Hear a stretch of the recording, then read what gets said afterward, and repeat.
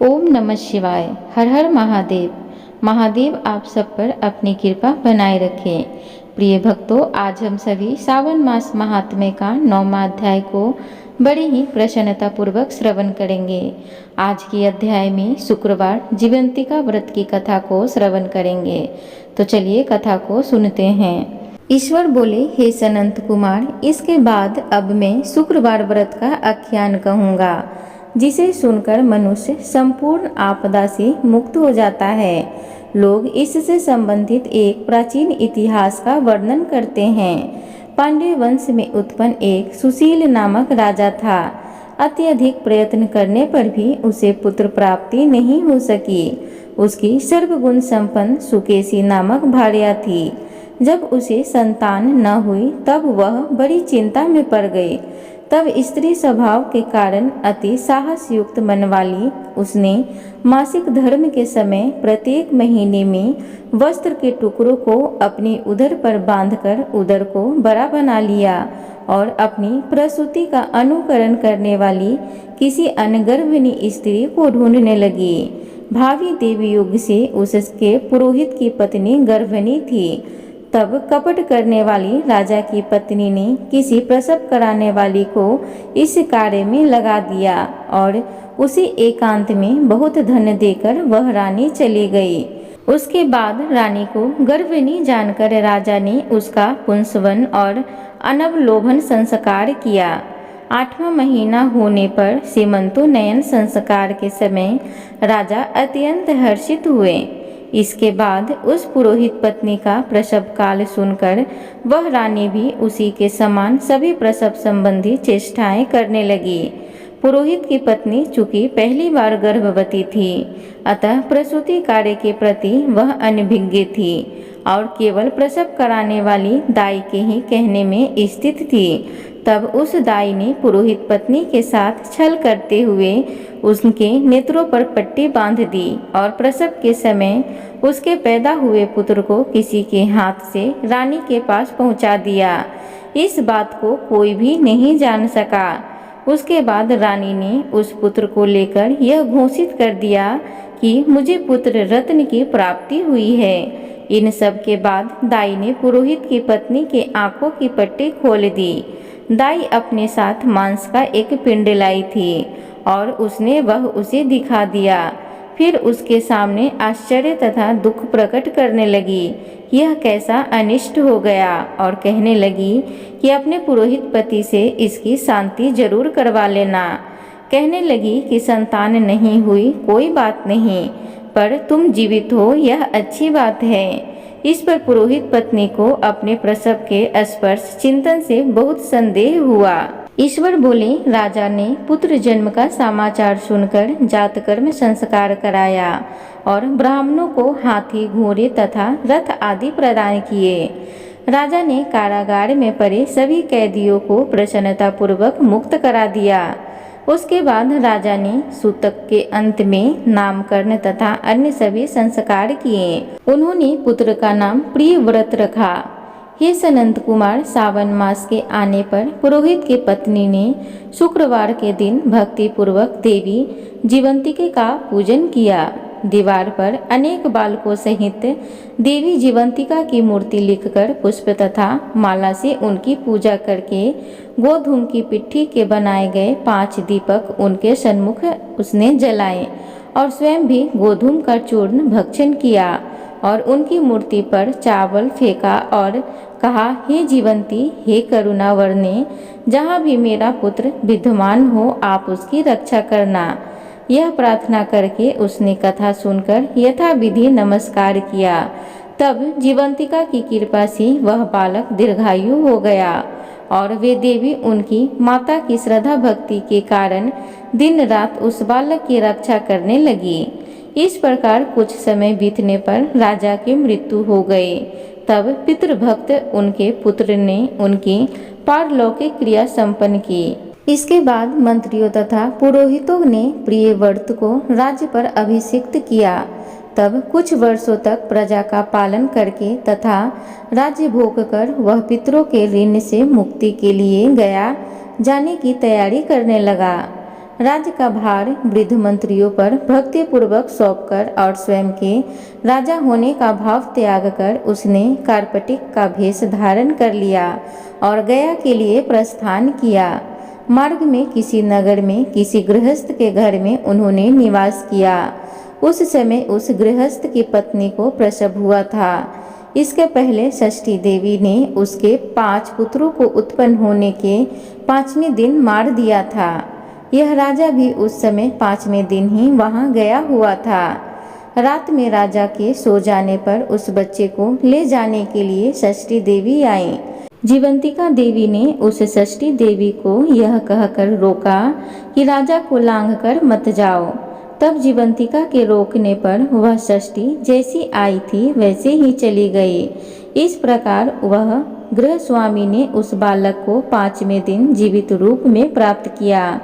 ये लोग इतने प्रभाव वाले हैं, यह देखकर उस गृहस्थ ने राजा से प्रार्थना की, हे राजन, आपका निवास आज के दिन मेरे घर में ही हो। हे प्रभु, आपकी कृपा से मेरा यह 6ठा पुत्र जीवित रह गया है। इसके इस प्रकार प्रार्थना करने पर करुणा निधि उस राजा ने कहा कि मुझे तो गया के लिए जाना है। तब राजा गया के लिए प्रस्थान कर गए। वहां पिंडदान करते समय विष्णुपद वेदी पर कुछ अद्भुत घटना हुई। उस पिंड को ग्रहण करने के लिए 2 हाथ निकल कर आए। तब महान विषय मुक्त राजा संशय में पड़ गए और पुनः पिंडदान कराने वाले ब्राह्मण के कहने पर उन्होंने विष्णु पद पर पिंड रख दिया। इसके बाद उन्होंने किसी ज्ञानी तथा सत्यवादी ब्राह्मण से इस विषय में पूछा। तब उस ब्राह्मण ने उनसे कहा कि ये दोनों हाथ आपके पितर के थे। इसमें संदेह हो तो घर जाकर अपनी माता से पूछ लीजिए, वह बता देगी। तब राजा चिंतित तथा दुखी हुए और मन में अनेक बात सोचने विचारने लगे। वे यात्रा करके पुनः वहां गए जहां वह बालक जीवित हुआ था। उस समय भी उस स्त्री को पुत्र उत्पन्न हुआ था और वह उसका 5वां दिन था। वह जो दूसरा पुत्र हुआ था उसे लेने रात में फिर वही षष्ठी देवी आई। तब जीवंतिका के द्वारा रोके जाने पर उस षष्ठी देवी ने उनसे कहा, इसका ऐसा क्या कृत्य है अथवा क्या इसकी माता तुम्हारा व्रत करती है जो तुम रात दिन इसकी रक्षा करती हो। तब षष्ठी का यह वचन सुनकर जीवंती देवी ने धीरे से मुस्कुराकर इसका सारा कारण बताया। उस समय राजा शयन का बहाना बनाकर वास्तविकता जानने के लिए जाग रहा था। अतः उन्होंने जीवंती और षष्ठी दोनों की बातचीत सुन ली। जीवंती ने कहा, हे षष्ठी, श्रावण मास में शुक्रवार को इसकी माता मेरे पूजन में रत रहती है और व्रत के संपूर्ण नियम का पालन करती है। वह सब मैं आपको बताती हूँ।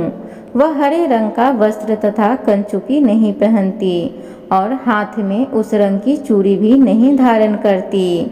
वह चावल के धोने के जल को कभी नहीं लांघती, हरे पत्तों के मंडप के नीचे नहीं जाती और हरे वर्ण का होने के कारण करेले का साग भी वह नहीं खाती है।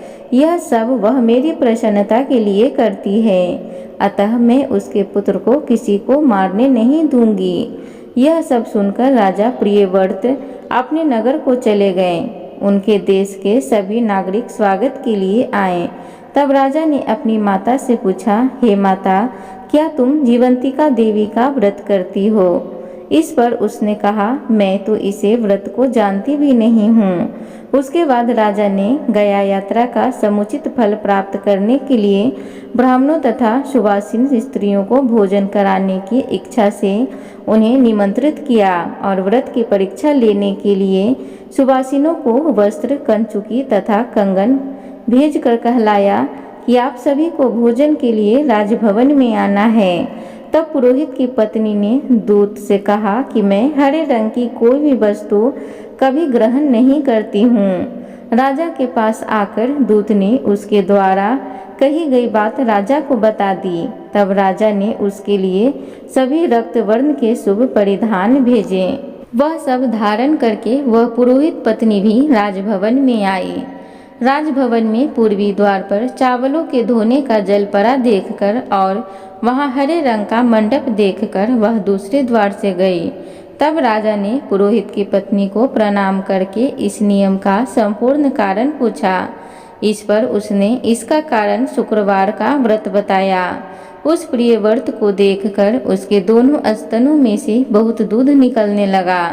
दोनों वक्ष स्थलों ने उस राजा को दुग्ध की धाराओं से पूर्ण रूप से सिंचित कर दिया। तब गया में विष्णुपदी पर निकले दोनों हाथों जीवंतिका तथा षष्ठी दोनों देवियों के वार्तालाप तथा पुरोहित पत्नी के स्तनों से दूध निकलने के द्वारा राजा को विश्वास हो गया कि मैं इसी का पुत्र हूँ। उसके बाद पालन पोषण करने वाली माता के पास जाकर विनम्रता पूर्वक उन्होंने कहा, हे माता, डरो मत, मेरे जन्म का वृतांत सत्य सत्य बता दो। यह सुनकर केशों वाली रानी ने सब कुछ सच सच बता दिया। तब प्रसन्न होकर उन्होंने जन्म देने वाले अपने माता पिता को नमस्कार किया और संपत्ति से वृद्धि को प्राप्त कराया। वे दोनों भी परम आनंदित हुए।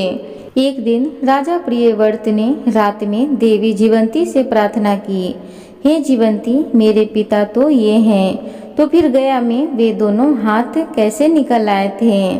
तब देवी ने स्वप्न में आकर संशय का नाश करने वाला वाक्य कहा, हे प्रियव्रत, मैंने तुम्हें विश्वास दिलाने के लिए यह माया की थी, इसमें संदेह नहीं है। हे सनंत कुमार, यह सब मैंने आपको बता दिया। श्रावण मास में शुक्रवार के दिन इस व्रत का अनुष्ठान करके मनुष्य सभी मनोरथों को प्राप्त कर लेता है। प्रिय भक्तजनों, तो इस प्रकार श्री स्कंद पुराण के अंतर्गत ईश्वर सनंत कुमार संवाद में श्रावण मास महात्म्य में शुक्रवार जीवंतिका व्रत कथन नामक 9वां अध्याय पूर्ण हुआ। एक बार बोलिए हर हर महादेव। प्रिय भक्तजनों, उम्मीद करूंगी आज की श्रावण मास की कथा आप सबको अच्छी लगी हो, तो कृपया चैनल को सब्सक्राइब कीजिएगा, वीडियो को लाइक भी करें, कमेंट बॉक्स में हर हर महादेव जरूर लिखें। धन्यवाद।